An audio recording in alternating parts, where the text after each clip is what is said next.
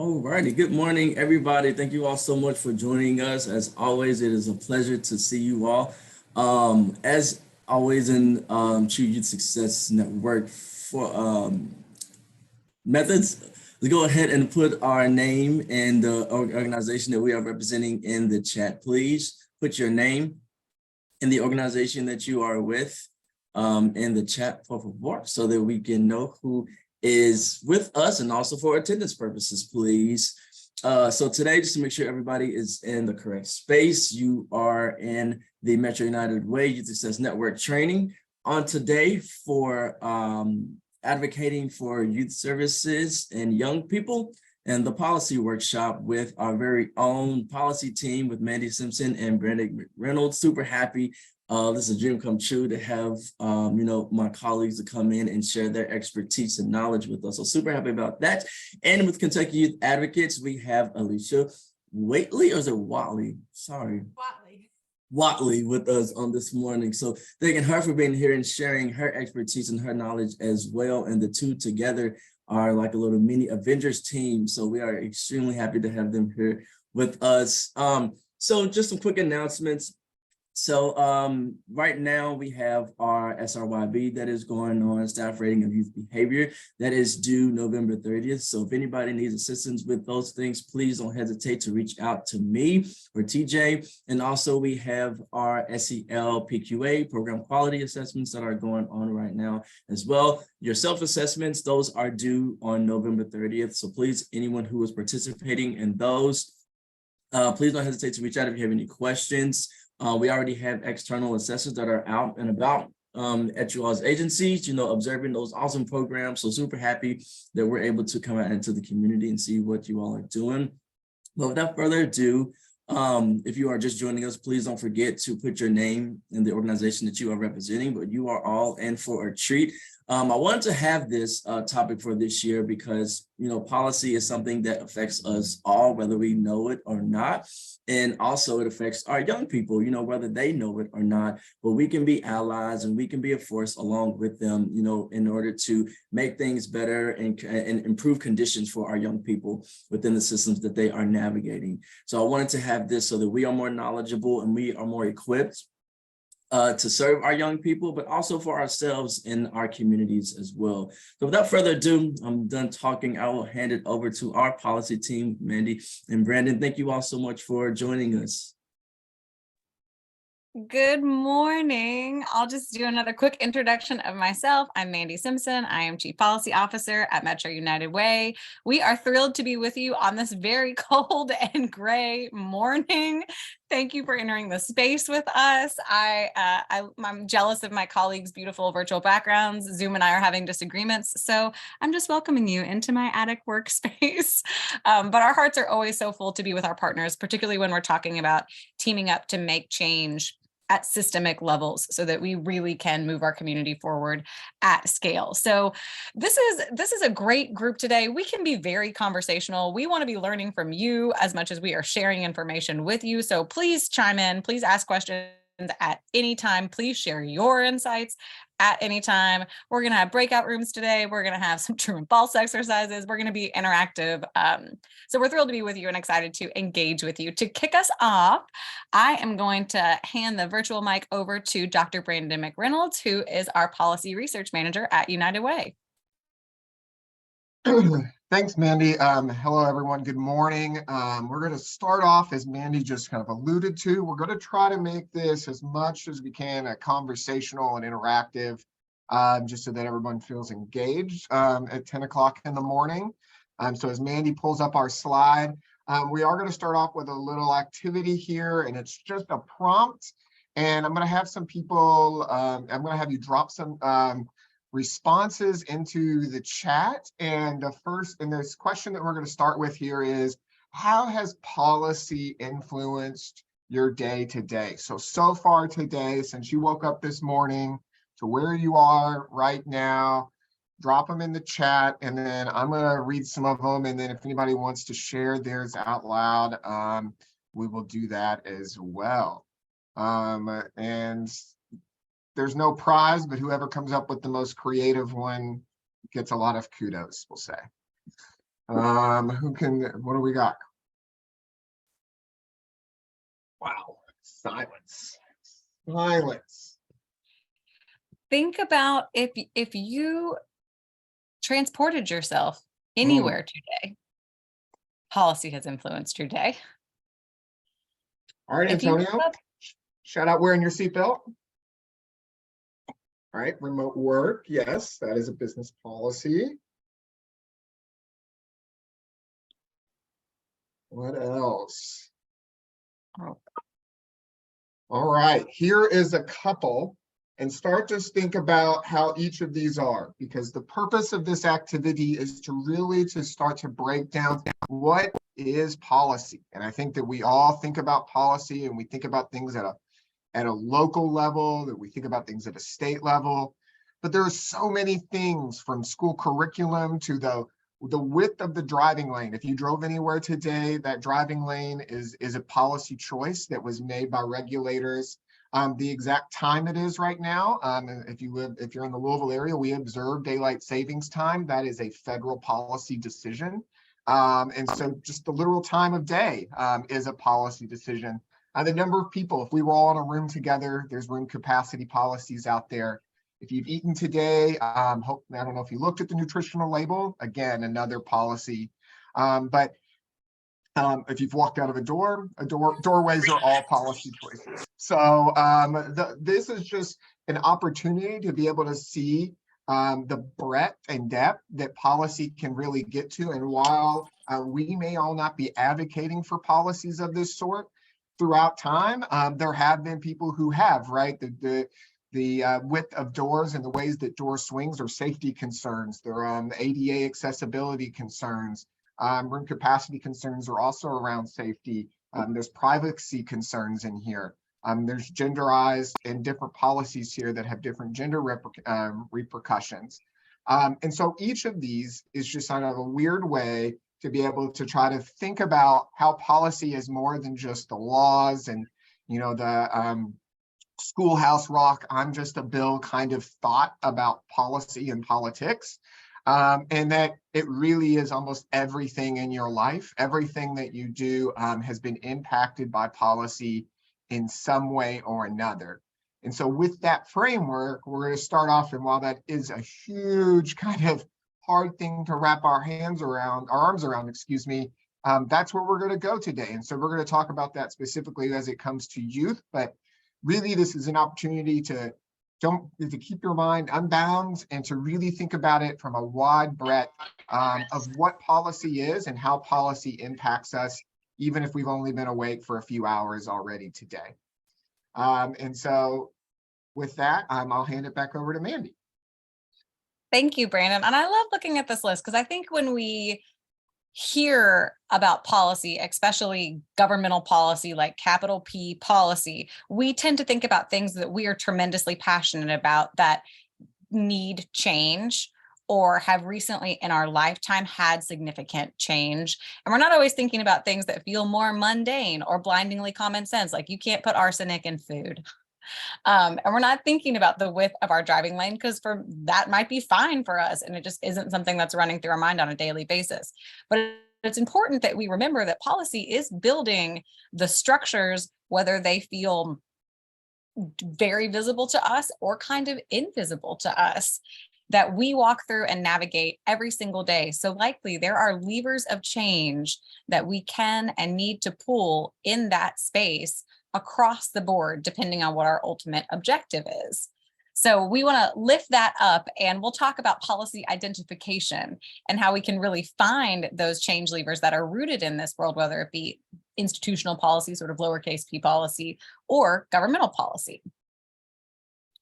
Okay, so the way we influence policy is through advocacy. And we're going to talk a little bit about why, as organizations, we should be taking advocacy action, or why we would at all. Okay, so it takes our community impact work to scale.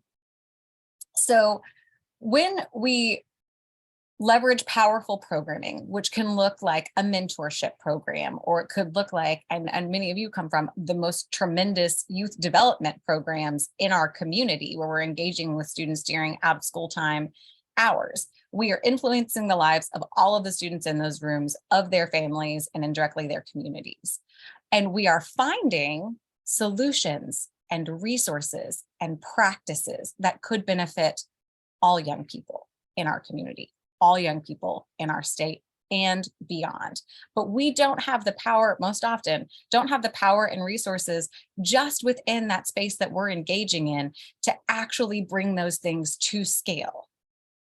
But policy does, and it has resources. We have public funding that can allow us to really build programming out and invite more people in to experiences that we know can accelerate their journeys towards their dreams.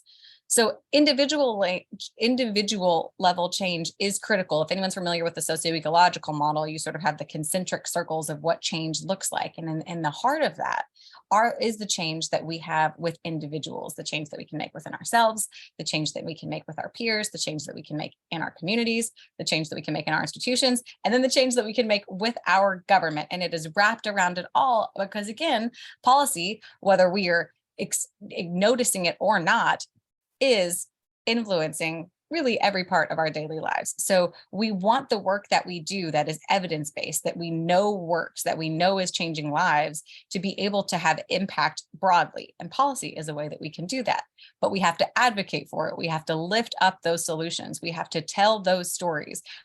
We have to develop the scale that can actually be used to reach more people. It also impacts our ability to meet need and make change. So policy can be a lever for change. It can also be a barrier preventing change, right? I'm sure you have encountered this. At times we find that something is actively blocking an individual, a family, a community from moving forward. And that can often be intentional and needs to be uprooted from our policy structures. It can also be things that are unintended consequences. I sort of hate to use that phrase because I actually feel like we are intentional when we make policy and it does work the way that we intend. However, it is important that more representation exists in the building of policy so that we can, as much as possible, mitigate any consequence that doesn't serve the ultimate purpose of a piece of policy, or actively harms someone who may have to engage with that policy or that structure. So we can use policy to move us forward. We also have to prevent policy from holding us back. And this is a great way to engage our community in making a meaningful difference. Policy change is a very long road. It is not something that we can snap our fingers and do, no matter how much we want to be able to. But it does allow us to engage stakeholders in our communities, our community members, those who are interacting with your services and programming now, those who really should consider being invested in your programming and services, and those who can allow you to help scale it. Policy is a great way to bring them in, to help them join the advocacy cause, to teach them about the solutions that you are using in community and talk about how those can grow to serve more people. So those are a few reasons why we would advocate. So what is advocacy? What does it actually look like when we decide that we are going to take an action together? And do you all know Sheila Schuster? She is just one of my all-time sheroes. If you work in the community, you may have encountered her before, but I love her definition of advocacy, which is education with passion. So when we are in the community, helping others learn about an issue, the challenges within it, the opportunities within it, how we might overcome it, but we are doing it from a place of experience, whether that's our lived experience or the lived experience of those in our worlds and in our networks, so that we can really illuminate the power of what we can accomplish through advocacy, which is education with passion. So advocacy, I feel like the most important thing that advocacy does truly is educate the community around an issue. Advocacy is learning.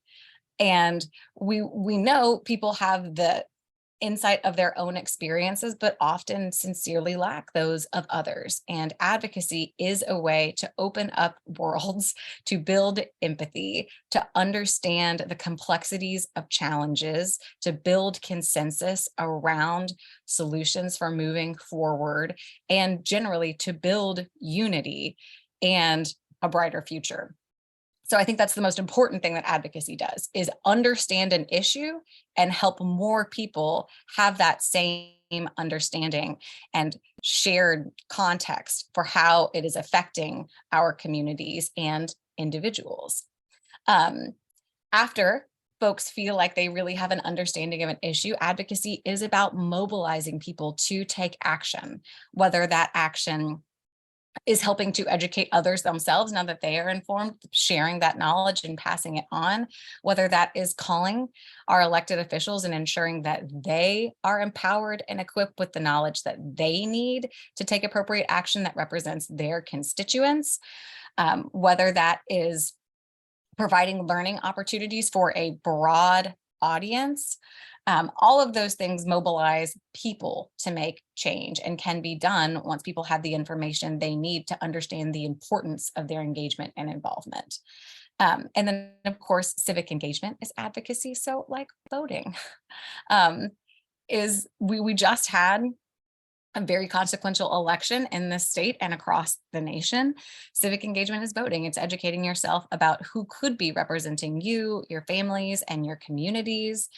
It's engaging with every level of capital P policy making, from your school board to your, if you're in a smaller municipality, you may have a smaller city council.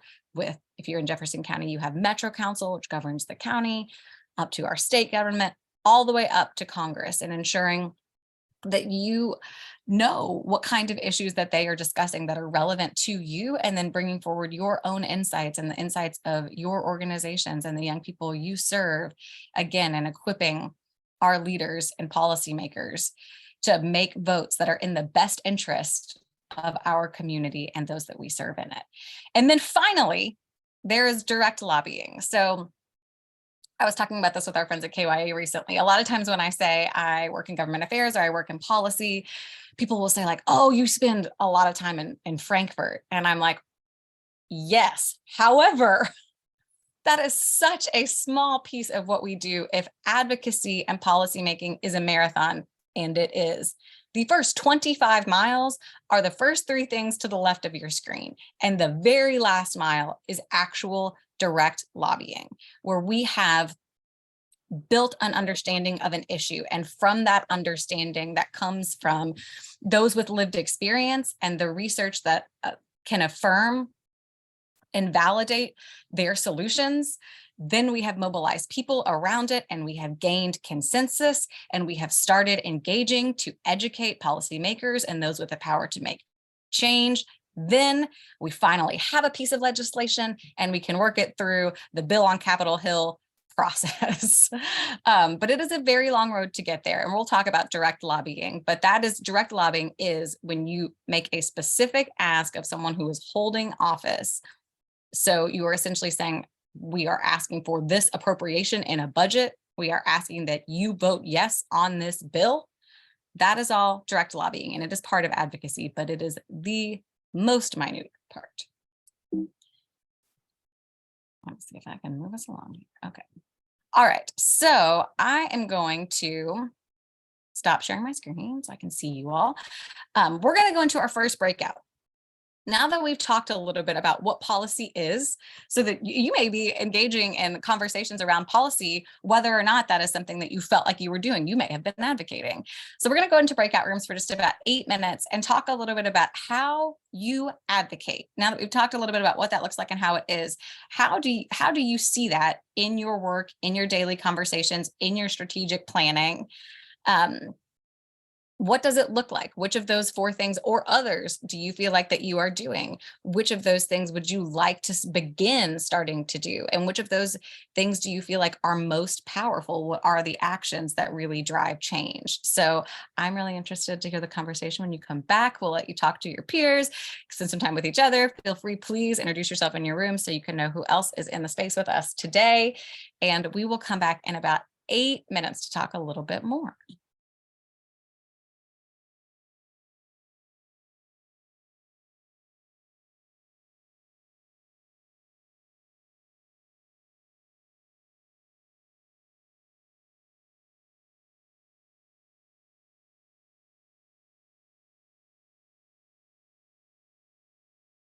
Is it, do you all see where you, okay, looks like yes. All right.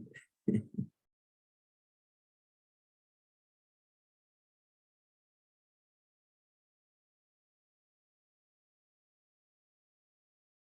is being recorded.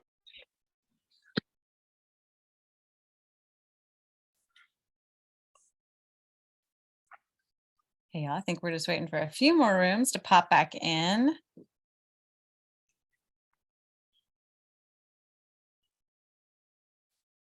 Antonio recently discovered that Zoom now has like an intercom function where you can broadcast your voice across all breakout rooms.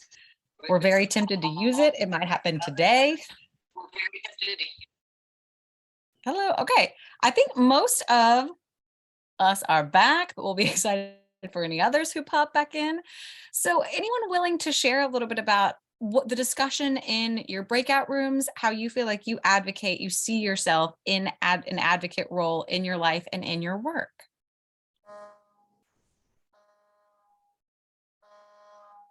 And feel free to just unmute. We're family here. I'll go first because mine is a little different. I guess a lot of people are, they have in my group, well, I found out a lot of things in my group. But a lot of people are advocating, you know, in a political type arena. And I feel like I'm a little bit different. Maybe just it was just in my group, but I am a teacher and I run my own math academy. And one of the reasons I started my math academy, I initially started it because I work with a lot of special needs students or whatever. And that was my platform, my way of getting students in and teaching them about their how and why they should advocate, their accommodations and different things of that nature that are involved in their IEPs, making sure that people are implementing things where they can reach their benchmarks and bringing parents in and explaining to parents how, you know, what the IEP is and those things. So my advocacy is education based. I don't know if that's political, I guess in a sense it is, I guess, but mine is more school related. I was just surprised to learn that Churchill Downs has a whole lot of programs over there that sound amazing. I would love to collaborate with them in some of those. Yes, we love to build connections here. And I would say there's a difference between focusing on politics and focusing on policy. And we're going to talk about it. So what you are doing may not be political, but it is heavily rooted in policy. The systems that each of your students are navigating were built by layers and layers of policy. And one of the most important philosophies of strong advocacy is that those who are closest to the challenges, like seeing them every day through the eyes of their students, are closest to the solutions and should be closest to power. Like if I gave you a pen and a piece of paper and said, write your ideal experience for the children that you work with, you could do it. And within it would be the very things, the very answers that we need to provide as people are trying to address really hard questions like, why don't we have equitable access to quality education and pathways forward for all young people? So you are doing it every single day. We need your voice in this work more. Who else? Well, I'll share. In our group, we realize that we are all advocating in education one of the things that was pointed out. And then advocating for education, you're also building those relationships. Kat talked about building those relationships where her children are able to trust her, and then that trust brings about a closeness where they're able to share certain things with her.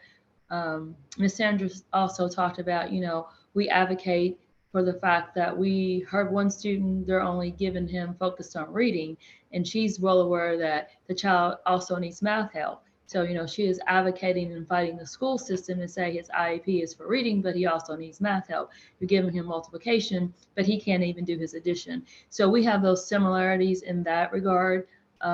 And we just talked about civic and community duties. She spoke about how they just had like a community dinner, and she believes in giving back, teaching children how to give back to the community, therefore making them aware of what's going on in the community, the need in the community, things of that nature. I feel like I highly advocate for my children.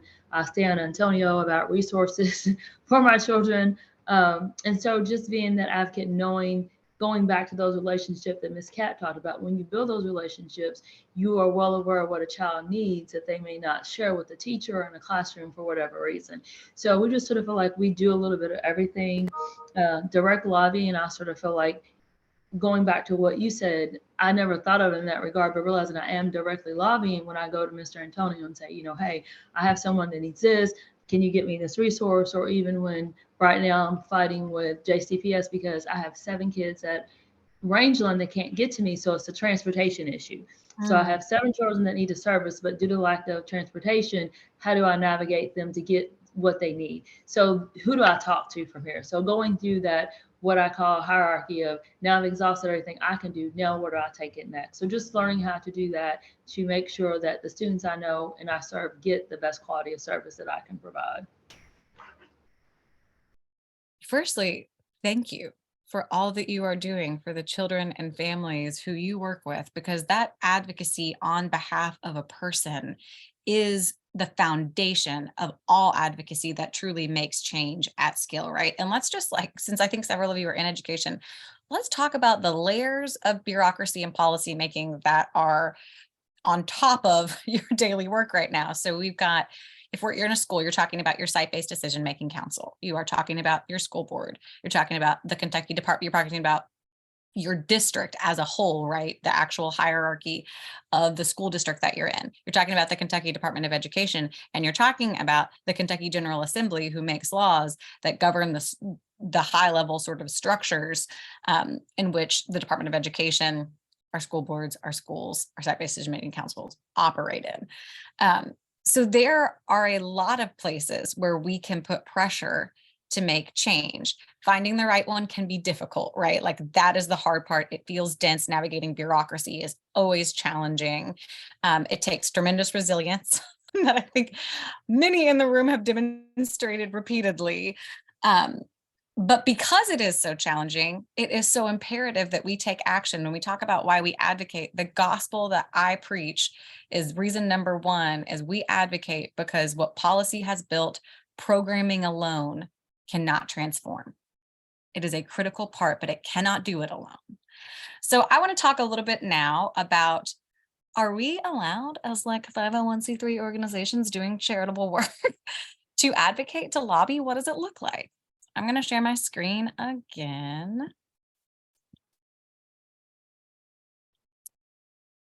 I hate not being able to see you all, so I reserve the right to exit this presentation at any point. We'll see if I can get this popped up here. Okay, so the answer is yes, unequivocally yes. Your organization, if you're a 501c3 or any 501c, you can advocate. You can also directly lobby, but that comes with a few stipulations.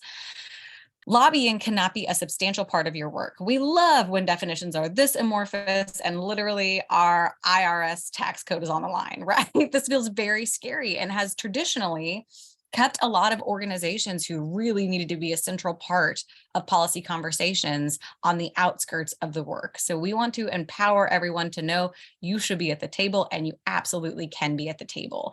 As a general rule of thumb from the IRS, 20% of your time and budget you should spend less than 20% of your time and budget on grassroots advocacy and lobbying. I will tell you, I am a registered lobbyist. I might as well have a big blinking sign on my forehead that says I'm a lobbyist. And if every industry and special interest in the state is going to have a lobbyist, so should our community. But we aren't even close, not even close to meeting a threshold where we would need to feel any kind of concern about how our advocacy work might affect our tax status. So it's highly unlikely that your organization, that you are ever going to put your tax status at risk by doing advocacy work or direct lobbying work. But if you ever have questions, we are absolutely here for you. The distinction I want to make sure that we make on this slide is that advocacy is that broad term I mentioned for a full range of activity, all those sort of 4 buckets that we talked about. Lobbying is really specific. It is when you are asking someone who is an elected official to take a specific action on legislation. So that most frequently looks like you're asking for a yes, no vote on a bill or an ordinance, or you are asking for public dollars to be appropriated through a budget, which is a piece of legislation as well. So you can do impactful advocacy work, in fact, the most kind of impactful advocacy work, without ever directly lobbying.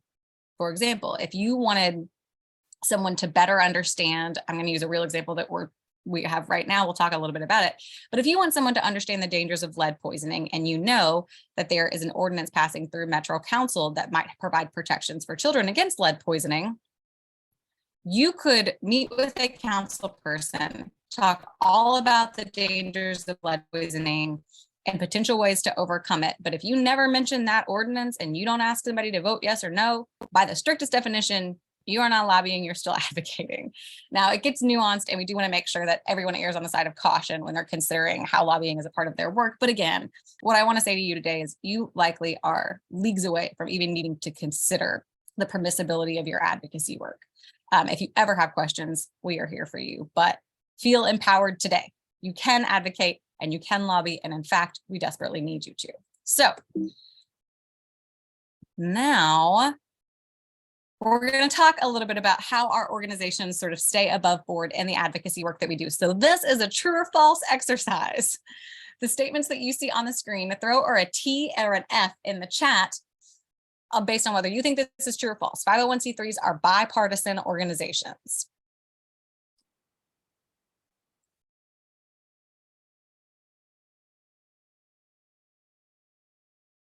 Don't be scared.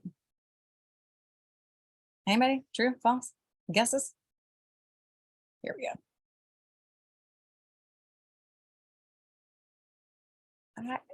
I can't see the chat. Okay. What do we got? Antonio, tell me, what do we got? T's, F's, what are we looking at? So we have a mix. So we got a F, T, T, T, T, T, T, T, F, T, T, F. So it looks like we're more on the true side. I feel like we're composing music. Also, this is a trick question because we are nonpartisan organizations. So if you are bipartisan, it means that you would endorse a candidate or a position from either political party, from a specific political party, but we are nonpartisan organizations. This is what I was referencing a little bit earlier. We are not about politics, and we're never going to take a position that is purely political. We will always take positions that are about policy, completely independent of the party dynamics around the issue. We will fight for what we know is effective, and we will make sure that the truth is fully illuminated outside of partisanship. So that means that there are several things that we cannot do that are really about politics, not policy. We cannot endorse a candidate. And there's a number of ways that endorsing a candidate can look beyond official endorsement. We certainly can't make a campaign contribution. We can't rank candidates based on who is most favorable to our issues. So we couldn't say, on the issue of lead protection in Louisville, here's where your candidates fall, because that is a kind of weighing in what is a political conversation. We can't provide unfair access to candidates to our resources, our facilities during a campaign. So if one person wants to hold a rally at your event space, that would be a no-go unless you're willing to let all candidates come and have a forum. KYA does a beautiful job of navigating nonpartisanship and still ensuring that people have the information they need to understand the candidates' positions. And we can't make any statements by staff in our official capacity. So I couldn't stand up at a podium and say, I'm Mandy Simpson, Chief Policy Officer. I encourage you to vote for fill in the blank. This is particularly important for CEOs. Okay, here's some other things that we cannot do, but the general rule of thumb is don't comment on candidates for office, comment on the issues that will be a part of those discussions, and seek answers to the questions that you feel are most equipped people to make the decision that is in the best interest of themselves and their families and their neighbors. Okay, next question. 501c3s can encourage people to register to vote and vote. True or false?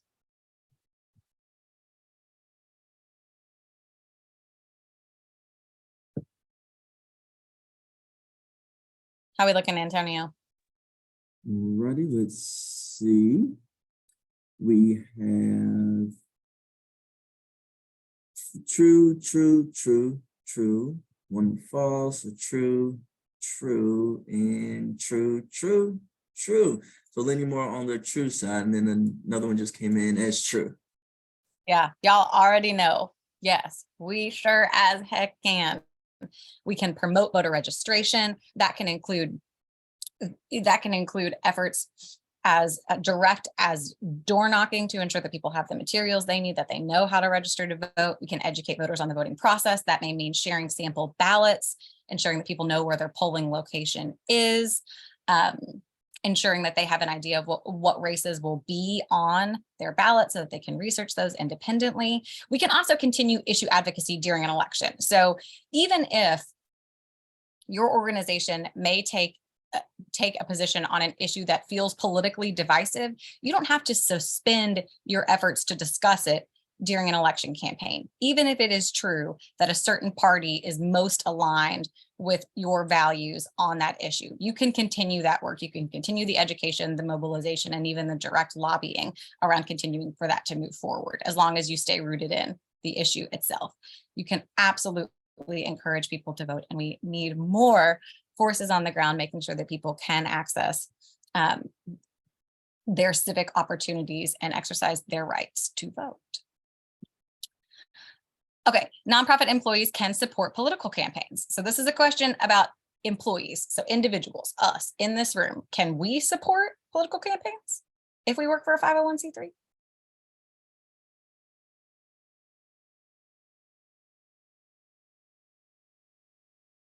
Yeah, true, true, true, true.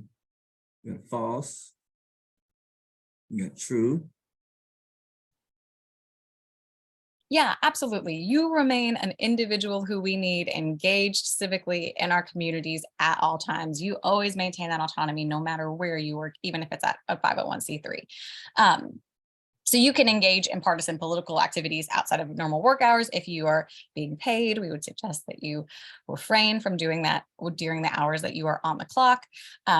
You can participate in political activity, whether that's door knocking for a specific candidate, making calls for that candidate, putting up yard signs, whatever it may be. And if your organization has volunteer time off, you can use that volunteer time off or any other kind of paid leave to engage in a specific political campaign, because that is you operating in our community as a resident.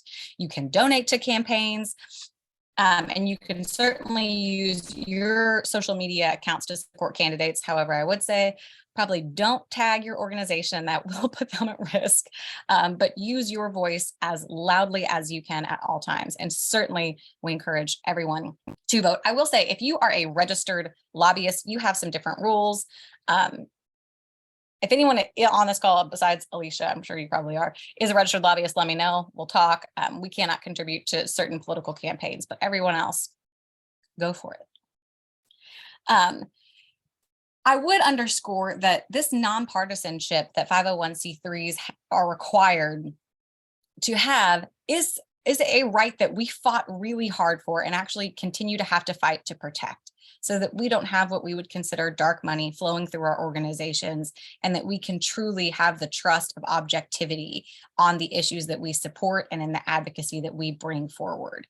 So there are policy conversations all the time at state and federal levels about whether or not nonprofit, non-501c3s have to maintain nonpartisanship.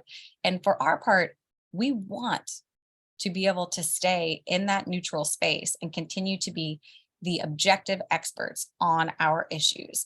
And there are a couple of ways that we as employees can help protect that status. If you are engaging in political activity, just be clear that you're doing it as you, as a private citizen and resident, and not on behalf of your organization. If you are signing a petition or you are signing something for support or opposition, I wouldn't sign it Mandy Simpson, Metro United Way. I would just sign it Mandy Simpson, maybe my address. And then again, if you are making posts on social media, even if your organization feels very values aligned with a candidate on an issue, still exclude them from the conversation and allow them to stay in that apolitical space. Okay, so I want to talk a little bit about how we start to build policy so that we can move along the advocacy continuum. And we've talked about this quite a bit, but the most important thing that we do is the first thing that we do. It is listen and learn. It sounds to me from the breakout room conversation earlier, this is a critical way that you are already advocating every single day in your work. You're talking with the young people and stakeholders who are in your worlds and understanding their experiences. The most important thing that we can do is ensure that we're centering the voices of those with lived experiences, especially when they are our young people and our children. So identifying who those are, who is actually encountering the challenge that you have identified and seek to overcome. We believe in using a collaborating for equity and justice framework, which is really about shared power in a space. Power dynamics can steeply influence how advocacy processes move forward and how policy building happens. So we want to make sure that if you are engaging someone with lived experience, along with institutional experts in that space or academics in that space, or those who already hold some power to make change, that there are clear ground rules that the conversations you have, everyone has shared power and an equal vote in the activities of the coalition that has come together. This specifically, the Collaborating for Equity and Justice framework provides a great foundation for those conversations and how to kind of set that expectation up front as you bring people together. As you are having conversations and better understanding from those who are immediately in your networks what the challenges and opportunities are, it's great to start doing a little bit of data and research. This example that I'm including here, we at Metro United Way advocated heavily for access to childcare for all families who choose that option. And we have used childcare surveys of childcare providers across the state to bring forward insights like when childcare teachers are making, in some places, less than $10 an hour, it is incredibly challenging to keep them in the field. And that means when there aren't educators, classrooms are closing and providers are closing. So we have to talk about the wages and compensation of childcare educators. And we have robust data to demonstrate that. We have data to demonstrate that 40% of providers in Kentucky are worried that they are going to face closure when federal funding provided through the pandemic ends. But that data can really provide the high level view of the issue that our decision makers need as they are considering what specific issues look like, and really provide evidence for the work that you're bringing forward through conversations with those with lived experience. You also want to make sure that you're exposing, it's not always a solution. Sometimes you're saying this is a barrier and the solution is break that bad boy on down. Another piece of work that we have done is through liberation identification, which is an effort to provide state issued photo IDs to all those who are re-entering from incarceration. Because what we learned from those who have had this experience and have been trying to raise this for decades is that when you walk out of the doors from a time being incarcerated, the key card to access all community resources is a photo ID. You can't get housing, you can't get food, you can't get your medications, you certainly can't get employment. And we are just allowing people to leave our institutions without that most fundamental tool. That is a barrier. It is a glaring barrier to what we hope the future for our community members who are returning will look like. So identifying the barriers is a key part of policy identification work. And then getting buy-in on solutions. So once you feel like you've got some answers, or you've identified a barrier, you understand it at the micro and macro levels, and you're ready to move forward. Consensus is the most important, is the next gem that you've got to get into your tool set. So this is an example for More Than Charity, where nonprofits came together in Kentucky and said, we are really struggling. We're being hit by a pandemic. The community need is greater than ever. The resources are smaller than ever. What can we do? And all nonprofits together, many nonprofits came together to advocate for a resource allocation from the federal funds that had been delivered to our state government, and we're able to get $75 million in a nonprofit relief fund. So it can look like that coalition building. It can look like awareness days. So if you want to have an awareness day about the dangers of lead poisoning, you could do that and really drum up, have a press conference, have a social media toolkit, have key speakers come and join, have critical conversations to really gain some awareness and momentum around that. Social media is an incredibly powerful tool. You can have petitions, you can have awareness events, and you can focus on institutional change. One of the most important things and that we can do is use our own power in the spaces that we have it. So if we want educational attainment to be less of a barrier to employment, and we want to respect that experience comes in a number of ways, we as an institution may say that we are removing all educational attainment requirements from our job descriptions. That's something that Metro United Way did. But if we hadn't made that change, we certainly couldn't advocate for someone else to do it. If we want our state to provide paid parental leave when parents have the birth or adoption of a child, we as an institution have to provide that first. Otherwise, we really don't have legitimacy when we're asking for it at scale. So remember our power, set the example ourselves, and then be able to move it forward.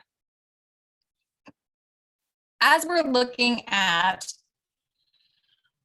what policies that we take action on, because we can't conquer everything at once. And there are areas where we have the deepest expertise, and that is where we must meaningfully engage. We need to identify them and focus on them as we move forward. These are some questions that we ask ourselves here at United Way when we're considering whether or not we can be a valuable part of advocacy on an issue.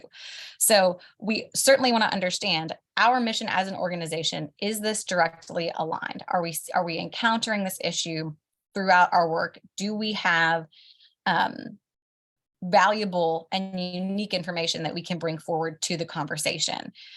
We want to ensure, because policy controls access to opportunity, resources, and power, it can either move forward towards equity or it can regress towards oppression, right? It is multidimensional, but it is going to do one of those two things. Policy is never race neutral. So we really want to understand how a piece of policy is either contributing to equity or taking us further away from that ultimate objective.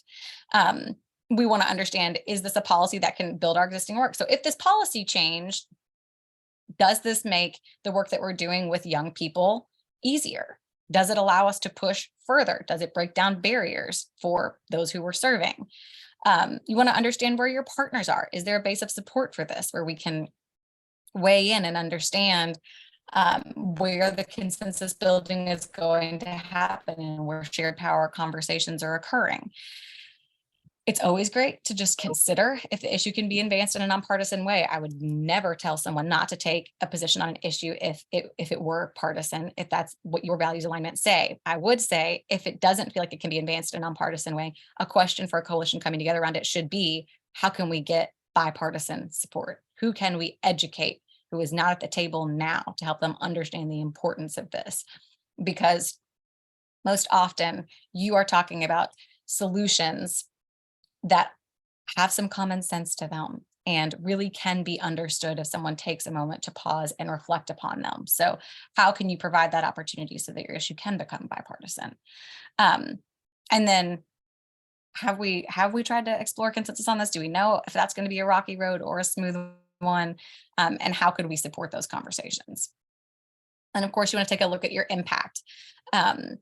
Is there an opportunity to be proactive? Are we further back in the advocacy place? And do we feel like we have a lot of muscle that we could lend as we go on this marathon journey toward changing policy or passing policy? Does your voice or brand add value? So is there something missing? Like if you're working on an issue and there is not someone who actually works with students there, then you may really, there is a huge void to really step in? Or do you feel like your mission is overall very well represented in this space, which may just mean that you're going to be wind in the sails of those who are working on it and take action as they tap you on the shoulder? But other times it's going to mean you got to get to that table because there is a piece of the puzzle missing.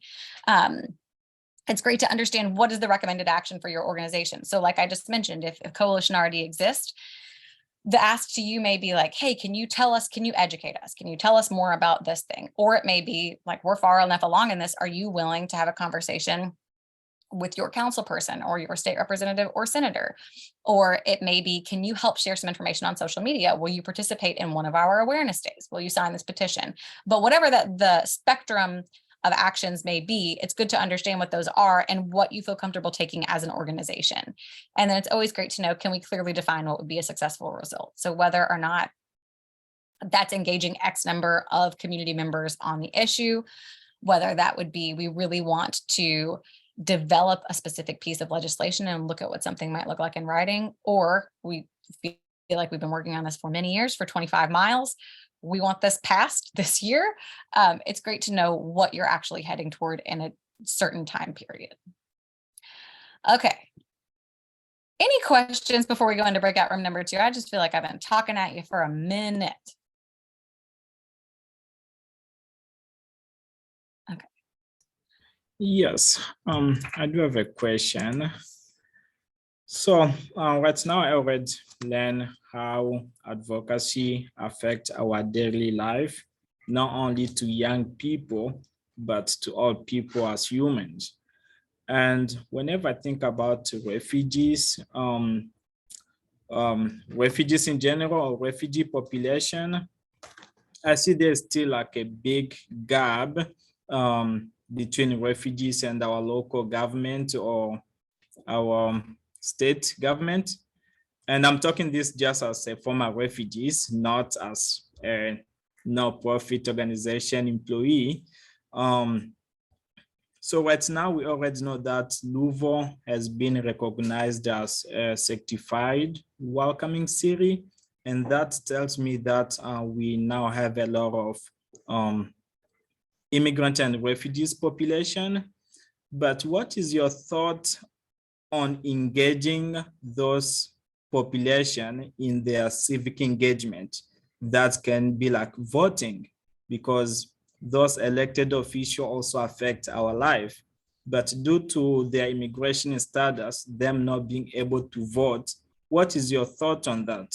And the second question is language, like the access language.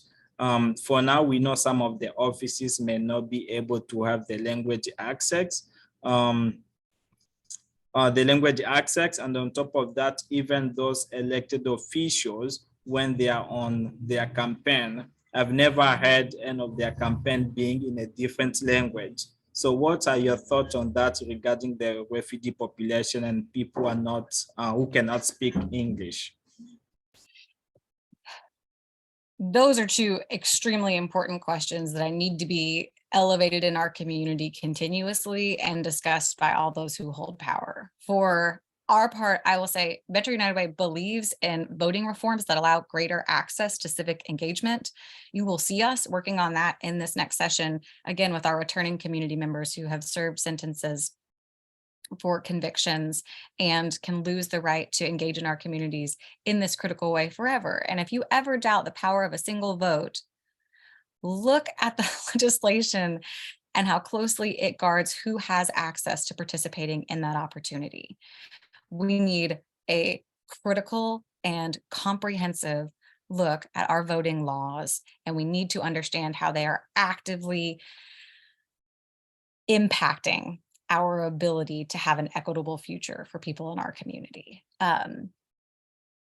So that number one. And number two, I would say language justice is an issue that we have got to start tackling institutionally. And Metro United Way is not separate from this. We are in these conversations now. But if we want to make sure that materials that allow people to engage in their civic rights and responsibilities and in the public space are translated into languages so that all of our community members can actually provide their voice. We've got to start doing it better as institutions. And that takes resources and it takes time and it is not easy, but we've got to be able to cut through all of that and demonstrate it as a leading priority institutionally. And I don't just mean the nonprofit sector, I mean every institution in the community, so that we can push for that same change to happen in spaces where people most critically need to be informed about what is happening in their community that deeply affects them now in the present and in the future. So that's a place where I would say that first step has to come from us.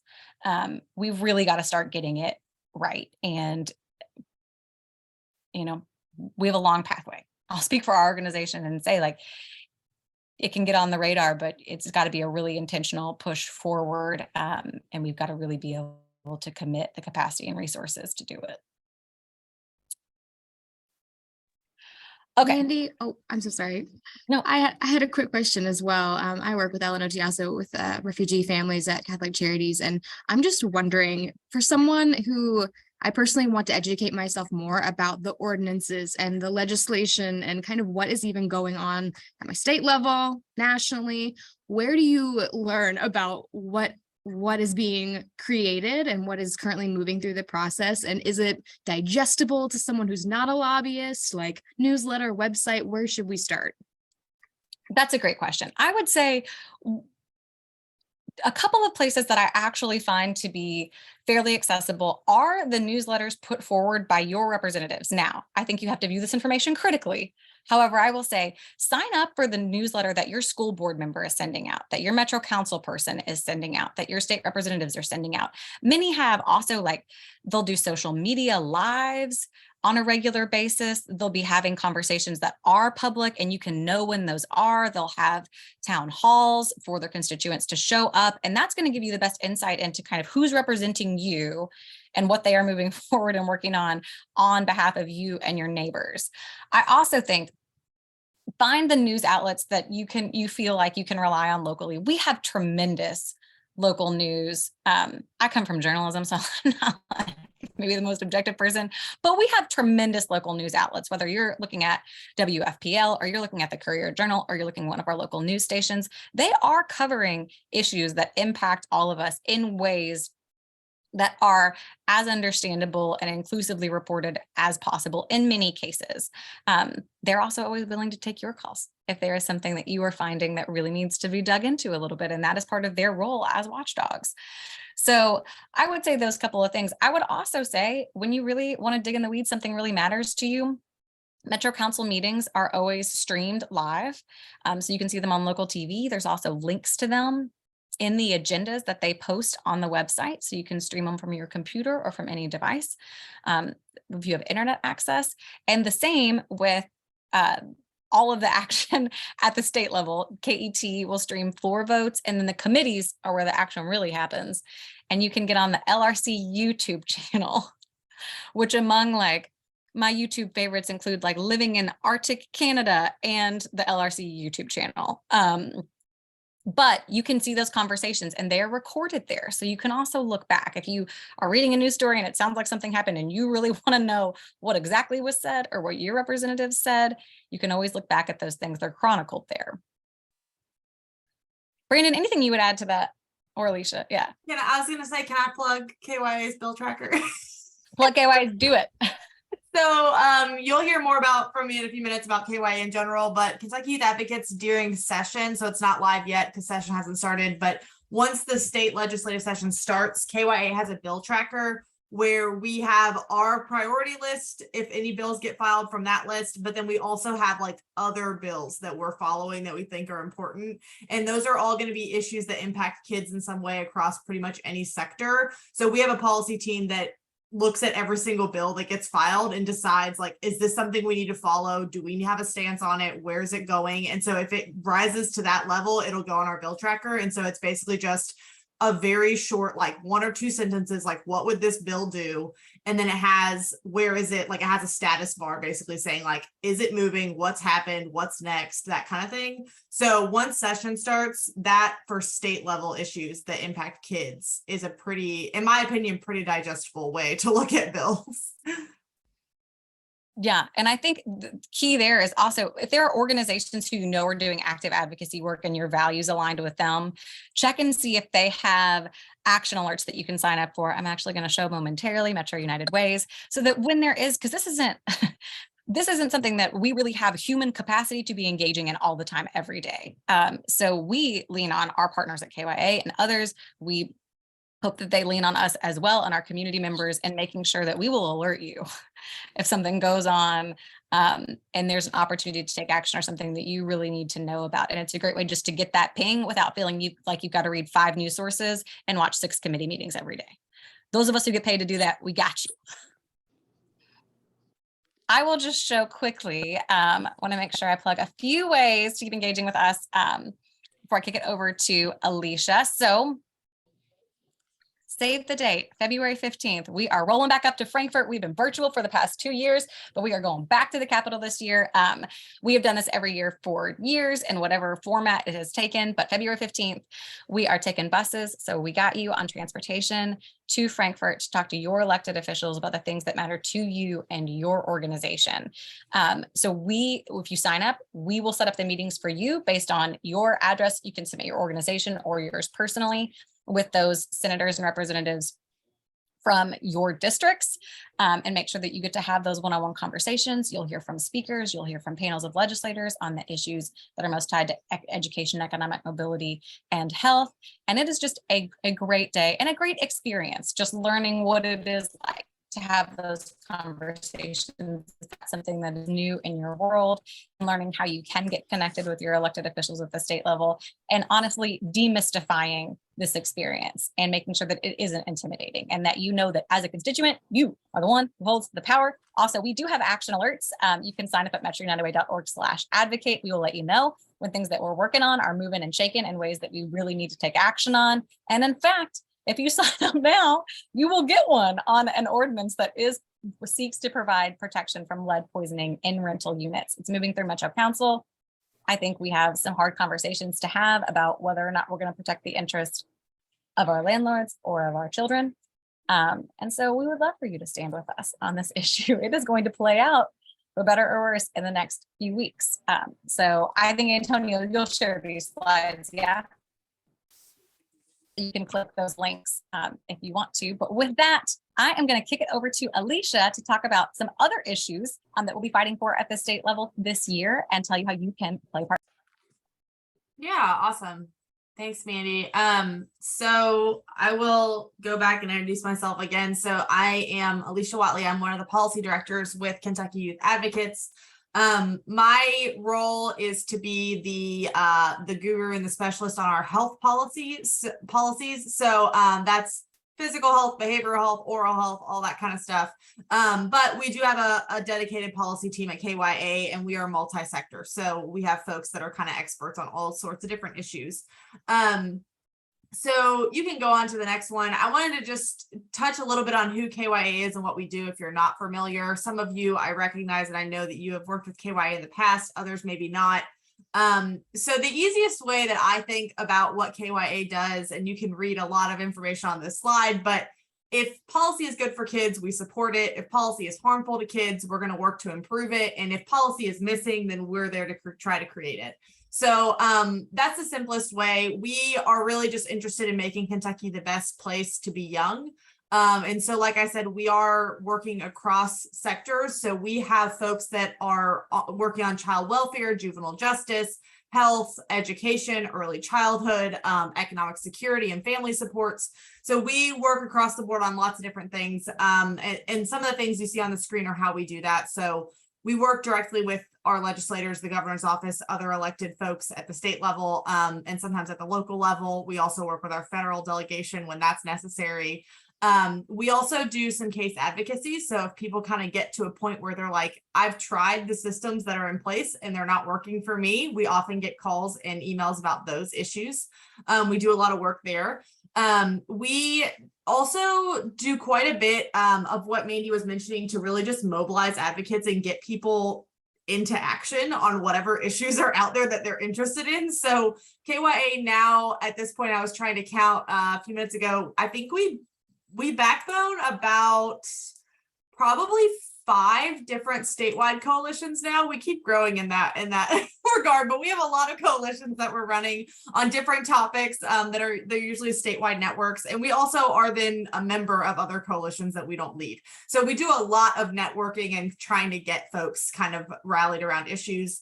And then another big project of ours is data and research, and I'm going to talk a little bit more in detail about that in a minute, but we do a lot of data collection and curating and making it digestible for folks, and trying to present, here's what we know about the situation and what can we do about it. And then the last one that you'll see here is engaging youth. And so we do a lot of direct youth engagement efforts. We want youth voices at the table on any issue that we're working on. So we are constantly looking for ways to engage them and figure out how to lift their voices up and make sure that those who are making decisions and making policies are hearing from our young people and what they see and what they want in their policies. So that's a little bit more about KYA. And then if you go to the next one, this is our blueprint for Kentucky's children. So you might have heard of this in a few different ways. It tends to be just referred to as KYA's like policy agenda each year. And in a lot of ways it is, but I want to stress that the blueprint is really one of our coalitions. So when we come out with a policy agenda every year, that is backed by over 100 partners from across the state in all sorts of different sectors and organizations that are interested in bettering the lives of our kids. And so you can see kind of the framework for how we develop this, but it is looking at the community level, it's looking at the family level, and it's looking at the individual child level, because we think that all of those are so important to make sure kids can thrive in Kentucky and have the best life that they can in the future. And so our blueprint does come out in December, so it's not final yet. You all are going to get a little sneak peek here in a few minutes of some of the items that might be listed on there. But Metro United Way and many of your organizations and others across the state are who we look to say, what are the issues this year? What do we need to be looking at? How are we going to develop out this policy agenda? So that's our blueprint. And then if you want to go to the next one, I wanted to talk, oh, this one might be like animated. I didn't know that. Can you hit next until some bullets pop up? Sometimes PowerPoints do this to me. Maybe I think that's it. The other thing I wanted to mention was our data collection and publication efforts. So if you're not familiar, yesterday we had a press conference on this year's book, so I'm really excited to talk about it today. But we put out what is called the Kids Count County Data Book every year. So Kentucky Youth Advocates has been the grantee for it's a national data project, but we've been the state grantee for many years. And so this is the book this year. It just came out yesterday, so I'm sure most people probably have not had a chance to dive in, but it's really exciting. It's a look at child well-being across different sectors. The book itself breaks down 16 indicators for child well-being, and it breaks it down by the county level. So you can really see how your county is doing compared to others in the state. And then it also has the state level numbers as well across those 16 indicators. And it does a comparison for you of have those numbers improved, worsened, or stayed the same over the past 5 years. So we can see if we're going in the right direction on a lot of these indicators. And then we also have domain spreads. So we have like a health spread, an education spread, and so on throughout the book that dive into specific issues a little bit deeper. So for instance, this year, the health spread was all around mental health. So you can look at that and see what's going on with mental health. Why is that such an important issue right now? And it pulls that data to show why we think that this is a big deal. And so you'll see that across the board, across all of our domains. And then I also want to point out that this year, this book is a kind of a cool resource in my opinion, because the theme of the book is gearing up for next year's governor election. So in 2023, Kentucky is going to elect a new governor or keep the same governor, but we are looking at how KYA and our partners can shape that conversation so that it is all of the priorities that either candidate bring forward are good for kids. So like Mandy said, we're not saying that we're supporting one candidate or the other, but we are supporting issues that are good for kids. And we want to make sure that our candidates are also interested in those issues so that no matter who gets elected, it's a win for kids. So that's kind of our goal, and that's how the book is set up this year. And we also took a lot of time and really put a lot of focus on youth voice. So you'll see throughout the book, we have kids from all over the state who are quoted. We have lots of quotes in there. We have lots of pictures of kids that came and talked to us and told us about what they want to see. What are their ideas? What are their hopes? What are their concerns? And it's really great. It's interesting to see because a lot of them talked about, you know, it's easier than you think to help kids. Just don't make it so complicated and just do what's best for us. And so it's really refreshing to kind of hear from the youth and see what they think. So that's the theme of the book this year. It's really exciting. I think the link was probably just dropped in the chat. I think I saw that come across. So please take some time to look at that. And I'll also say, if you go on that website, we have our data dashboard and our online data center, which has over 100 indicators that you can look at beyond just the 16 that are highlighted in the book. And another thing that's really cool about the online center is that you can do a whole bunch of different filters, but one of those is picking out all of the indicators that are available broken down by race, which I know Mandy mentioned is like super important when we look at policy to see, is it contributing to any sort of disparities that exist in our state?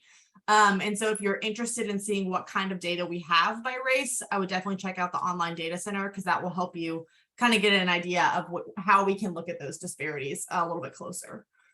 So that's our data work, and please check out the new data book. And then the next slide. There we go. I wanted to talk a little bit before I get into some policy stuff for next year about our youth engagement efforts. So here's some things on the screen that you see highlighted that we work on. We have some formalized youth engagement groups that of young people from around the state that engage with KYA. So one of those that I'm really involved in is our Health Youth Ambassadors group. So that is high schoolers from all around the state that get to engage with us for like a year-long program. And so they get to do some retreats and trainings on policy and advocacy 101, understanding the importance of policy. So a lot of what you all heard today, and then how from a youth perspective, how they can get engaged. We also bring them to Frankfurt with us. We let them engage with legislators, learn about the policy issues, learn about how to talk about policy issues. And then also how to apply the same principles that we do in the state government at a local or school level. So if they want to change something in their school, how do they do that? What are the steps they can take to advocate for them and their peers? So that's our Health Youth Ambassadors group. We also, like I said, have several statewide coalitions. So we tend to tap into those folks and also our community partners, which is listed here. When we have an issue or have something that we're trying to engage youth on, we go to the source of the people who engage with these youth every single day. And we say, who do you have that's interested in this topic? Who do you have that is passionate or really wants to bring their voice to an issue? And try to get youth engaged that way as well. And that kind of goes both ways, because oftentimes we'll go to a community partner and say, hey, we're looking for some youth that are interested in tobacco prevention in their community. Who do you know or who might be a good voice for that? But also we have folks reach out to us a lot and say, I've got this student who is just really passionate about this topic. What can they do? How could they get involved? And so we will try to find ways to engage them as well. But I would say that the community partners are just so important because, like I said, that relationship goes both ways, but also if we don't have an opportunity for a youth, we will find one with somebody else because we don't want to turn away a youth who wants to advocate for an opportunity. So just keeping that network strong so that we can find the best fit for them and how they can engage. And then going back to our data efforts, we also do quite a bit of, obviously you saw some formalized data. We do a lot of data requests from the state and analyze that and things like that. But we also do a lot of qualitative data collection on issues in order to publish recommendations or something, depending on what the project is. But so we'll do focus groups, surveys, interviews, things like that all over the state. A good example recently that we did is that we had a project where we were looking at community and jail practices for folks who are incarcerated that are parents. So we wanted to see if kiddos across the state have a parent who's incarcerated, what are the practices in their jail look like for visitation, for being able to engage with their parent, even though they are incarcerated, and how does that look? And so we took a look at that across the state and actually just published a report recently on what we found. Some bright spots, some jails that are doing a really great job of letting parents engage with their families, and some opportunities for improvement and some recommendations on how we can make those experiences better for those families. So that's just an example of something we did recently, but we do a whole lot of this sort of qualitative data collection as well to see what's happening around the state. And then of course our formalized data that you'll see like in the data book and elsewhere is a very, quantitative, measurable picture of the outcomes that are impacting kids. So we of course look at that for everything that we do as well. So I am going to get into some policy stuff. I was just going to say, I want to pause for just a second to see if anyone has questions about all the work that I just kind of went over. And then I'll get into some policy discussion here in a second. I saw a question in the chat. Do we have smaller short-term workshops? So Lauren, we are working on this. Do we have one-off policy trainings? We've been getting this request quite a bit recently.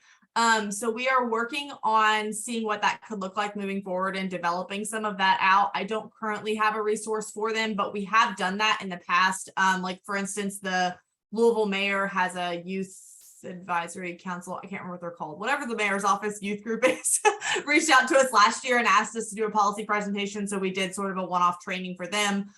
We certainly have the content. I just don't have a formalized way of like, yes, here's a video to watch, or yes, here's a way to schedule that. But if you reach out and have a specific ask, we are happy to try to find a way to accommodate. And we're hoping to, moving forward, have sort of a more formalized structure for those kind of requests. Awesome. Yeah, I was just going to say, because we have a youth group that's focusing on social justice and becoming agents of change in their community. And so that youth ambassador program sounds awesome, but I think our success in getting kids to participate in that directly is pretty small. But if we had this kind of like funneling of like in their own community, they're forming this stuff, they're getting more educated, it might be more likely that one or two would say like, I'm ready to do more and be involved in a bigger capacity. Absolutely. Yeah.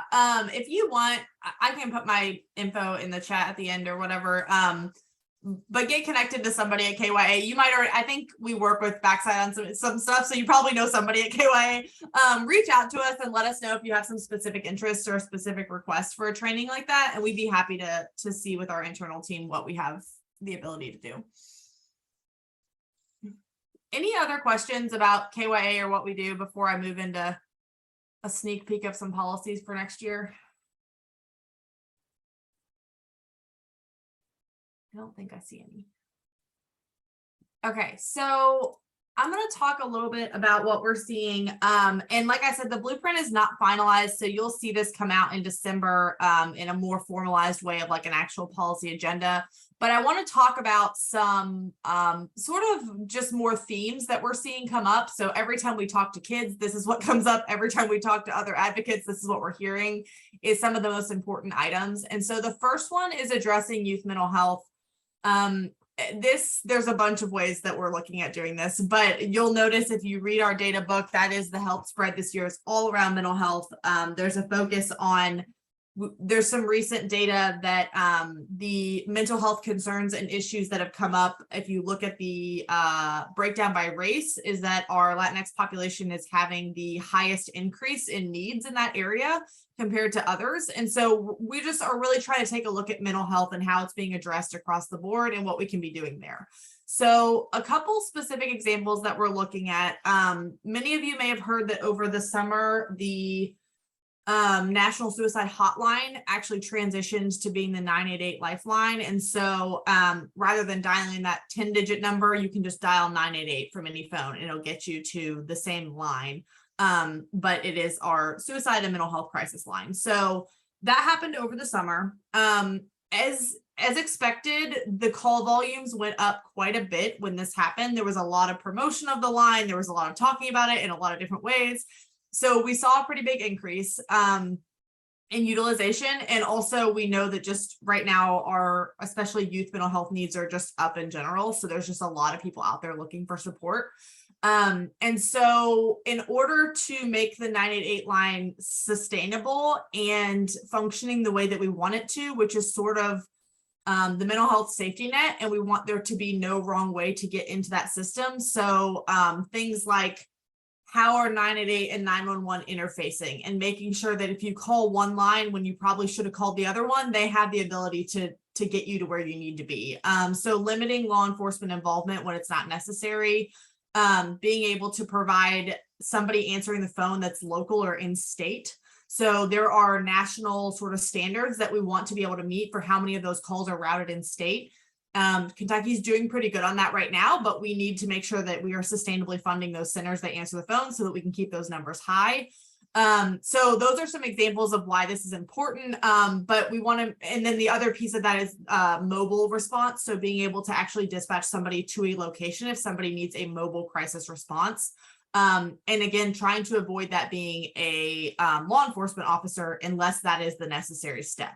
So we don't want to be dispatching them just because that's the only option that we have. So there are a lot of different ways that 988 is being looked at in terms of funding. So in the last state budget, which is a 2-year budget, we saw the state allocate some money to supporting sort of what we would consider the startup of this new 988 line. It's certainly not a sustainable option. We don't want to have to go back and beg for that money every 2 years from the state. And so those of you who know anything about state budgeting, it's not guaranteed that next time they're going to put more money in for this. So we don't want that to be the only way that we're funding the line. We definitely get some federal funding to support these centers. These are our community mental health centers that answer these phones. So they get some federal funding, but again, the increase in call volume is a huge deal, and we need to make sure that they have what they need. So state funding is one option. We got a little bit of that. We need more. Another option is looking to see if the Cabinet for Health and Family Services, which helps with administering those lines in our community mental health centers, are able to allocate some money there. So rather than opening the state budget, just seeing what's already in there and how that can be allocated differently to support the lines. We also have the option of funding 988 in the same way that we fund 911. Most people I talk to don't know what that is, but anybody in the state of Kentucky that has a cell phone gets charged every single month 70 cents. And you probably don't know this. It's probably on your bill somewhere. It might be lumped into other fees or something. But the 911 dispatch centers get 70 cents off of every cell phone bill every single month. This has been in place for many years, and so most people don't even know it's there because it probably was there from the first time you ever had a cell phone. So that's a harder ask because folks don't want to have to pay more. They don't like the idea of their bill going up, things like that. So that's a little bit more difficult, but it is pretty sustainable because we know that that would happen every single month on all of those lines. So those are some ways to fund that. We're looking at those options. The next one on this list here is to ban conversion therapy. And so this is a very specific topic around protecting the mental health of our LGBTQ community. This has been on our agenda for many years. This has been on probably every organization's agenda for many years. Across the board, we hear that this needs to happen. It tends to just not get a lot of attention. And unfortunately, especially in the last couple of years, this has been overshadowed by some of the other topics in this area in Frankfort, which are the Women in Sports bill, some of the anti-trans legislation that we're seeing come out. And so we want to make sure that our mental health professionals are not engaging in conversion therapy and not trying to change the gender or sexual orientation of folks that are seeking that care. So that is something that will continue to be a priority for us and many other mental health advocates across the state. The next one on here is a bit more controversial, but from our perspective, gun safety is a mental health concern, and we can come at it from that angle. And I think that that's probably the way to do it, in my opinion. So there's two different pieces to this that we're going to be looking at. One of those is a little bit more of a no-brainer, and I think a lot of people will be on board with, and that is child access protection sort of laws. So making sure that we have laws in place that children are not unnecessarily accessing a firearm in their house in any sort of setting where they shouldn't be. So making sure that we have just protection on children accessing those and some safety measures. So that's one piece of it. And then there's a second piece of it, which is what we refer to as crisis aversion and rights retention. It's often abbreviated to CAR. And so you'll hear this called different things. Some people refer to this as a red flag law. Some people say this is not a red flag law. It kind of depends on where you sit on this issue. But there are several organizations that are going to be working on this. We know that Whitney Strong Foundation is one that's a really big advocate for CAR laws. So if you're not familiar, Whitney is the head of that organization, and she was actually a survivor of a mass shooting a few years ago. She was shot several times and survived. It was the one in Cincinnati at the bank downtown. She was in the lobby when that happened. And so she started a foundation to really look at gun safety and how we can avoid these incidents happening. And so we work with her and kind of talk with her about this issue. So it's essentially being able to flag, for lack of a better word, if there's a mental health concern, safety to oneself or somebody else who has access to a firearm. And so it's temporarily transferring that away from them until that we are able to make sure that they are in a safe place and that they are safe to be able to have access to that firearm.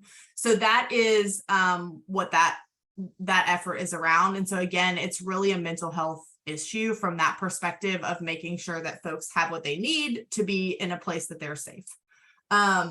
So those are two around gun safety. The other thing I'll mention around gun safety is that we're seeing a good amount of funding come down from the federal government for mental health in schools. In other ways too, but a lot of it is earmarked for school-based counseling and school-based therapy. And much of that has come from the gun safety legislation that passed the federal government over the summer. So they wrote in some funding to help after the school shooting that happened at the end of last school year. The federal government put some funding down to states to help with that, and Kentucky is drawing some of that money. So we're hoping to see some increased efforts in schools for mental health support as well, to make sure that we're addressing school safety from a mental health standpoint as well. And then the last one on the list here, since you all are pretty much all Louisville based, I think you probably are not as either familiar or don't really run into this issue as much, but at the state level, corporal punishment is still allowable. In Kentucky, we are really one of the only places that this is still happening. Unfortunately, this again has been on our agenda for at least 10 years. I'm not probably longer than that. But we still have instances of corporal punishment being used in some schools around the state. Most districts have outlawed the practice. So if you're in Jefferson County, they are not allowed to do this in Jefferson County, but we do have school districts that are still using corporal punishment. And one of the things that I'll point out about this is that unfortunately the data tells us that we see students with disabilities actually being impacted the most by the use of corporal punishment. So again, that's where we can really pull the data and say, this is number one, we don't want this happening at all, but it is happening, and it's disproportionately happening to some of our students. So that's just something I want to bring up because you'll probably hear us talking about this again this year, even though it's maybe not a Louisville specific issue. We want it outlawed at the state level. We don't want districts to have to make that decision. So that's a whole bunch of stuff about mental health. I can pause for just a minute to see if there were questions about any of those items. And if, yeah, I see some responses in the chat. I'm assuming that was to the comment about, I don't know which one, but either corporal punishment or the thing about cell phone bills. Those are the two things that I always get like, what? Didn't know that. Any questions about the mental health or other reflections on what you heard?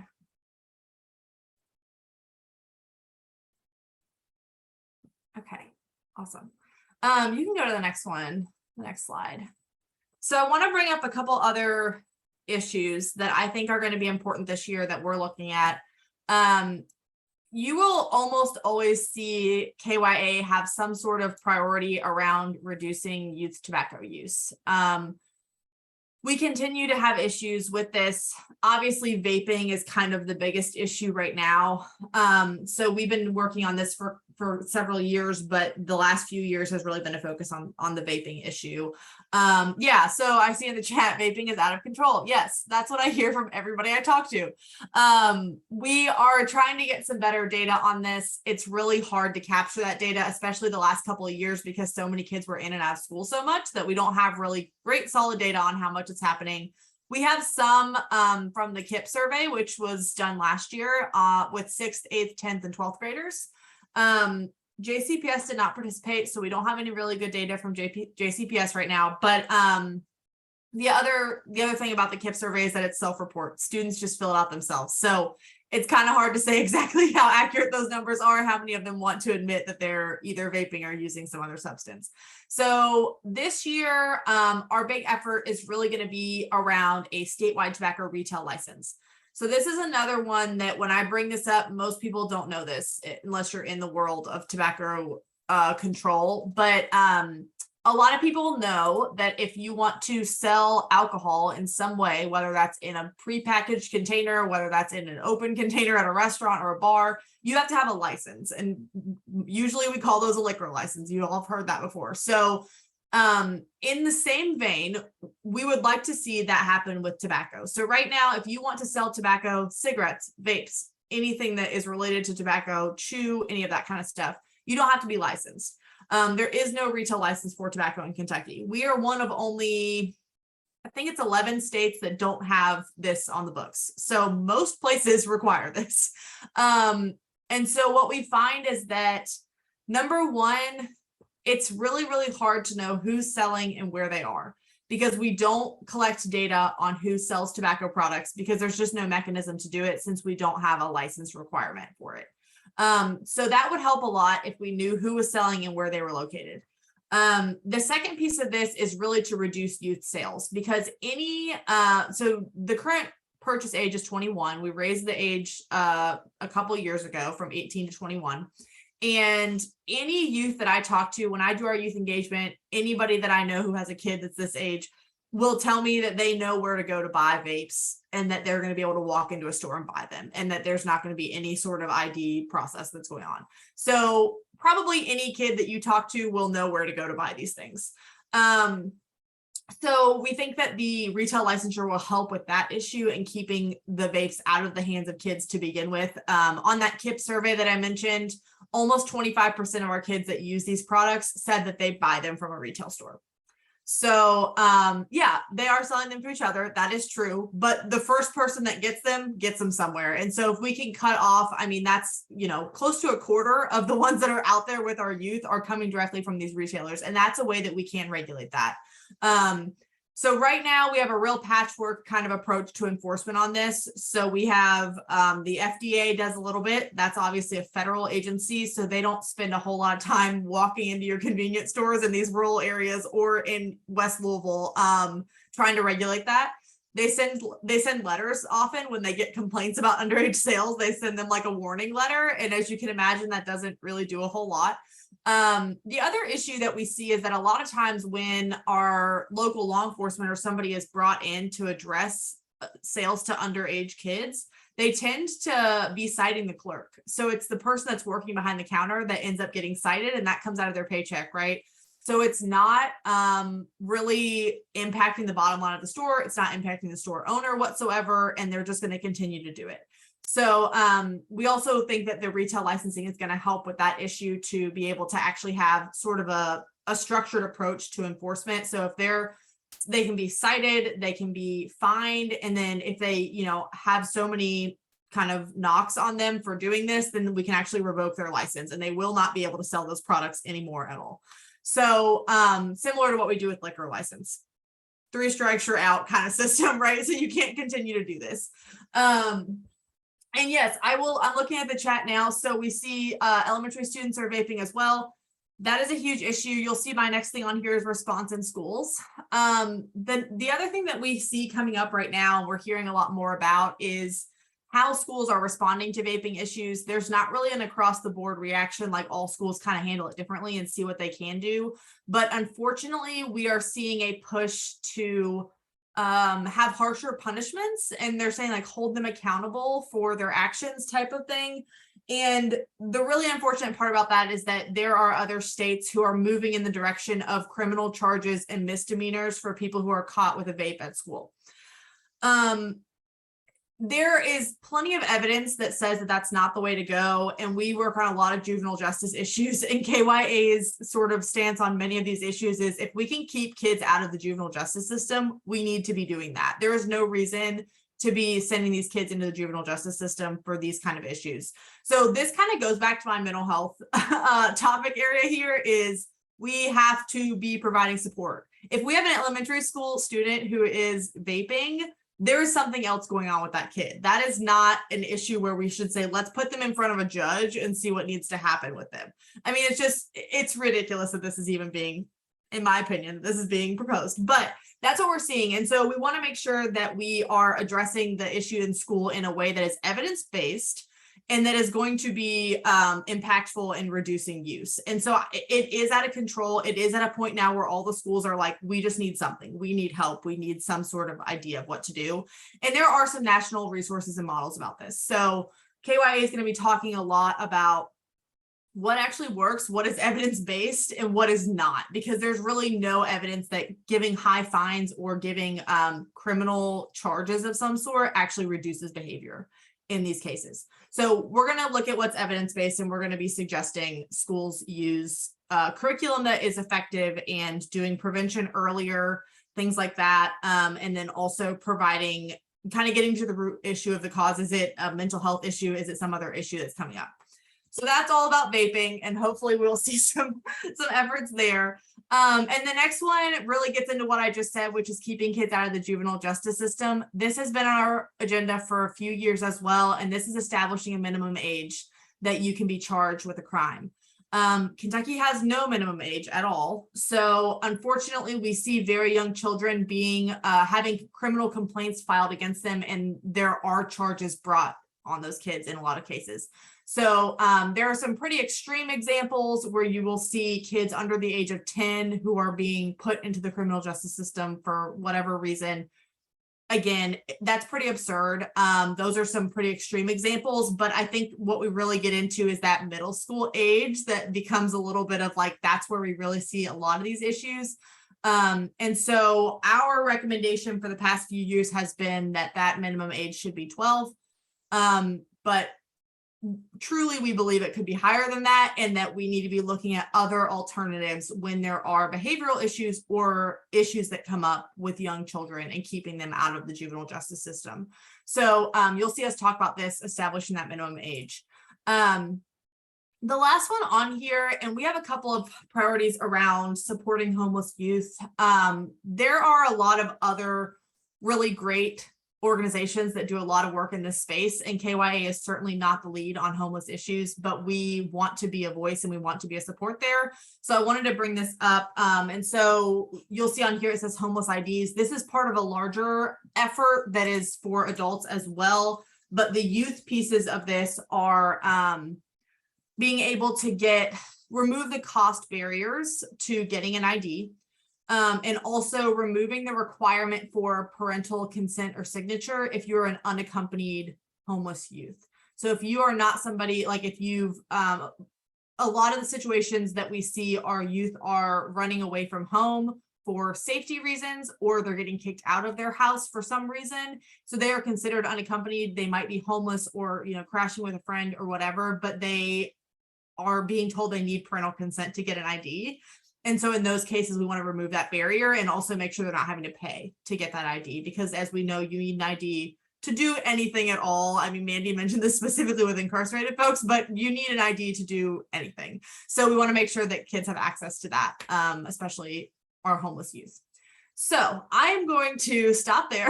That was a lot of information. Does anyone have questions about anything I mentioned or want to reflect on anything?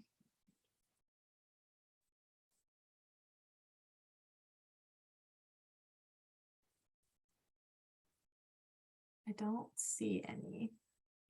Well, I'll start. I was shocked. I didn't know that we were getting charged for 911 calls. That was something that was new for me. And then with Latonia, in the chat saying like there's a underground economy for vapes. That's new to me as well. I'm selling for $50. I'm like, I didn't even have $50, at such a young age. So that's really crazy to hear. Mm-hmm. Yeah, well, and there was actually some testimony brought before the interim education committee a couple months ago on the issue of vaping and in schools, and they're asking for harsher punishments, and they pulled a bunch of other state examples. So often when you see policy proposed, we're going to look at other states and say, what are they doing? What's going on across the country on this? And they pulled some examples of states that are implementing harsher punishments. And so I mentioned they are wanting to look at misdemeanors, and then they're wanting to look at really, really high fines. And when I say that, I mean like thousands of dollars being fined through the like civilly charged and high fines. And so as you can imagine, number one, the kid is not going to pay that. It's going to be a burden on their family in some way. Most families, regardless, are not going to have extra thousands of dollars sitting around to pay these fines. So we're going to run into other issues in the legal system if they don't pay the fines. And then you're really just going to be burdening the family. I mean, they're not going to be able to then pay for meals or pay for other things that are needed in their household because they're having to deal with these legal fines. And then again, that gets back to the evidence tells us that doesn't stop use. That doesn't reduce youth wanting to use these products. So there's a lot of reasons for us to not go that route, but I think that we just have to kind of be alert and be ready to talk about what we should do instead. So this is a good example of when we don't want to just say, don't do that when we're advocating for something. We always like to try to come in and say, here's what we should be doing instead. Here's what we think would work better, or what we think would be a better option.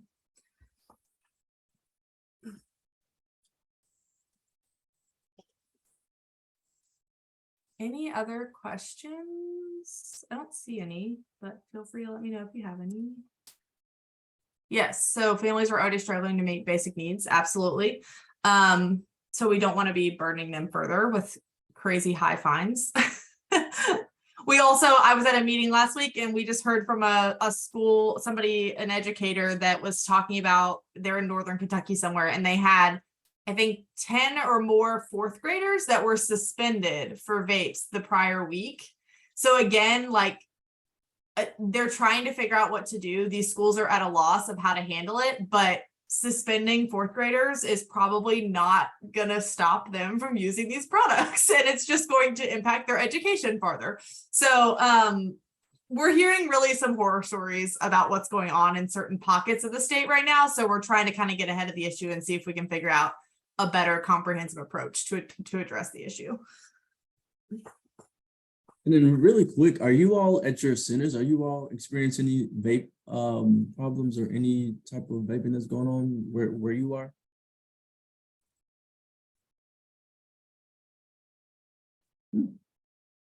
So I'd say. I would say no. I've not had any cases of that yet. I'm sure. I'll just say yet. Yeah, it's pretty widespread right now, but I'm glad to hear that maybe there are some pockets of kids that are doing the right thing. But this is an area that we're really trying to get youth voice involved. So I have a lot of kids that are really passionate about this issue, but if you all know kids that want to get involved and want to talk about this issue, please let me know, because we're looking for anybody who can talk about this. Yeah, so Southern Indiana has the same issue. Yeah, it's everybody that I talk to, at least in a school setting, has encountered this in some way. So definitely a big issue. The only other thing I wanted to bring up is my very last slide. So this is our flyer for Children's Advocacy Week. And we can get the registration. I mean, we can put it in a follow-up maybe, or I can put it in the chat now. But we every year, so just like Mandy said, we're getting back to in-person for the first time in a few years. But in the past, we used to do Children's Advocacy Day at the Capitol, where we had hundreds of advocates come in for one day and did a rally and lots of events. And then during COVID, we kind of extended that to sort of a virtual week of things that you could engage in. And so now we're back to in-person and virtual for a whole week. So we've decided to just expand it all the way out. So there will be lots of opportunities The 8th, the Wednesday of this week in February, is going to be our big rally in person at the Capitol. So we want lots of people coming in person that day, if you're able to, but we're also going to have other opportunities throughout the week, some in person, some virtual. We do a lot of organizing with our youth to try to get them to talk with our elected officials, get them in front of legislators, give them the opportunity to do those things. You'll hear lots of youth speakers throughout our events. And you'll get to see a little bit more about what's going on with the blueprint, where things sit at that point. So just want to put a plug in there for that and hope that folks can join. And please, if you work with youth, bring them, tell them about it. We want them there. So we'll find ways to plug them into the events as well. And thank you, Brandon, for putting that in the chat. If you go ahead and register, you'll get email updates as we schedule events, so you'll know what's coming up. So hopefully that gave everyone a good overview. Mandy, I don't know if you have anything to add. I know we're almost at time, so. Just gratitude for everyone here today, and Alicia, for you.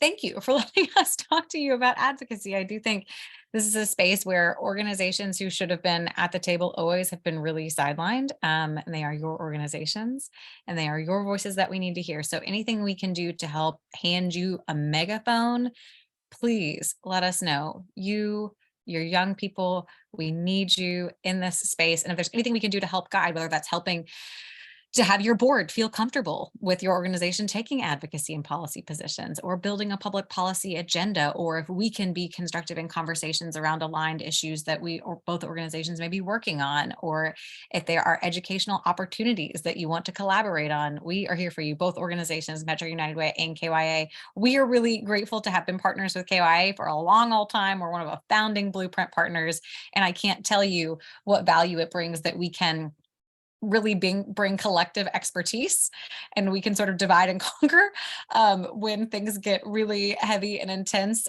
during the session. You'll notice a lot of February dates. This is what we call a short session at the state level, which means they have 30 working days to take any action that they're going to take in the calendar year. So we're packing a lot in. Save the date, save the month of February if you're interested in doing some organizing for state level policy.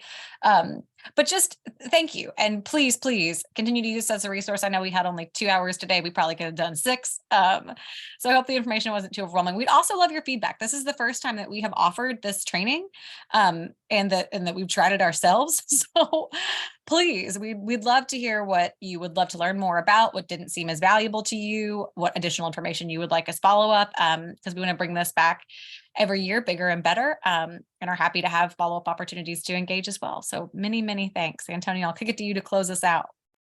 Yes, I was over here super giddy during you all's content and presentation, because this is vital and necessary information, but also this is a tool for you all, the knowledge that you got today to equip you all, to take your advocacy and to take your youth empowerment just a step further from what was put across to us today. So, and I also have a special announcement for everyone who is on the call. So everyone, you all were talking about having, youth empowerment groups and cabinets and different things, and also going to the Capitol, for the Children's Advocacy Week and things. So we have been approved in the Youth Success team here to have what we call Youth Empowerment Social Action Grants. And so what that will look like is to have mini grants for you all to be able to empower your youth to take civic engagement and take the lead on social action, things that are going on in the community. So a lot of times we'll have programming at the centers, where you get all of the knowledge, but you don't really have the resources to take action. And now that is changing. So we will be able to have resources for you all to take action. So if you wanted to spend some funds going to the Capitol and get your kiddos on a bus, you have that. If you wanted to actually start a youth empowerment cabinet or some type of group at your facility, you could do that. Now, one caveat, of course, I will say and plug this because I know this is a big concern. This is not to hire like a part-time staff member to be able to do this, but this is specifically for projects that you all want to that you want your youth to do. So any type of awareness you want to raise, bringing in a facilitator, a speaker, or whatever those things are, those can be used for that.